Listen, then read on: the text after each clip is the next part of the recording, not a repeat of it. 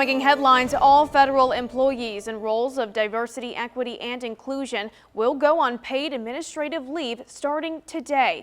Yesterday, the Office of Personnel Management sent a memo to department and agency heads with a 5 p.m. Eastern Time deadline to dismiss DEI employees. This comes as President Donald Trump signed an executive order ending federal DEI programs. And the American Civil Liberties Union says it is now up to the state of Illinois and local municipalities to make sure minorities are protected. Fox Illinois' Monique Davis is working for you to share how organizations are preparing to protect the state of Illinois. That's right. I spoke to leaders from the American Civil Liberties Union, and they told me this executive order is an attempt to dictate how Americans portray history.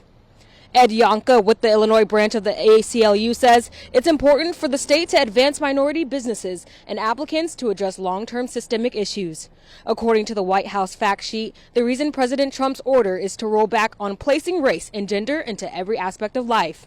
Yonka says this order will now deny people a fair right to opportunities. I think that we have a great concern for, unleashing the power of government to try to further drive divides in our society and deny opportunity to people who, once given the opportunity, tend to perform exceptionally well. Yonka says the state of Illinois does not have to follow suit with the federal executive order, and the ACLU says that they will continue to study the orders to see how it will affect Illinois. Reporting live in Springfield, I'm Monique Davis. Back to you. Thank you, Monique. Illinois has joined other states in lawsuits against the Birthright Citizenship Executive Order. And the Black Chamber of Commerce of Illinois also speaking out against the president's executive order, saying it will undo progress made for minority business owners, saying in part, quote, "It will have real consequences for Black entrepreneurs, job seekers, and professionals who depend on federal programs that promote fair hiring practices, minority business grants, and community development funding." Nations are preparing to take action against an executive order signed by President Donald Trump attempting to roll back on diversity, equity, and inclusion initiatives. Fox Illinois' Monique Davis is working for you to share what these plans entail. Monique?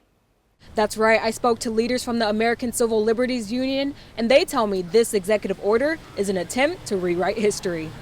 The administration seems to want to dictate across the country the way we portray our history. Recognition of the site in Springfield for the 1908 race riot is an important recognition of a very dark time in our history. The Springfield 1908 race riots consisted of a violent attack against Black Americans, which ended with innocent lives lost and burned businesses.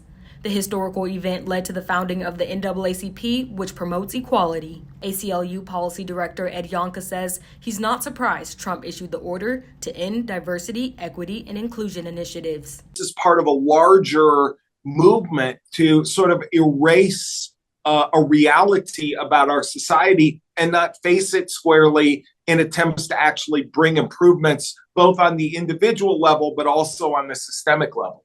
The removal of DEI initiatives could trickle down to the education system after President Trump threatened to defund schools if U.S. history lessons included structural racism, a lesson Springfield knows all too well with the 1908 race riots.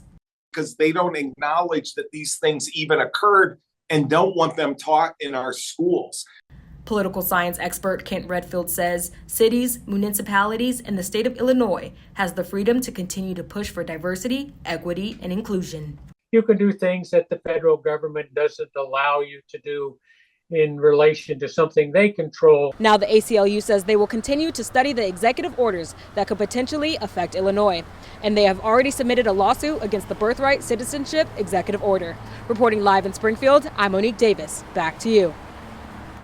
Thank you, Monique. Yonka added, it is important for state and local municipalities to advance minority businesses and applicants to address long-term systemic issues.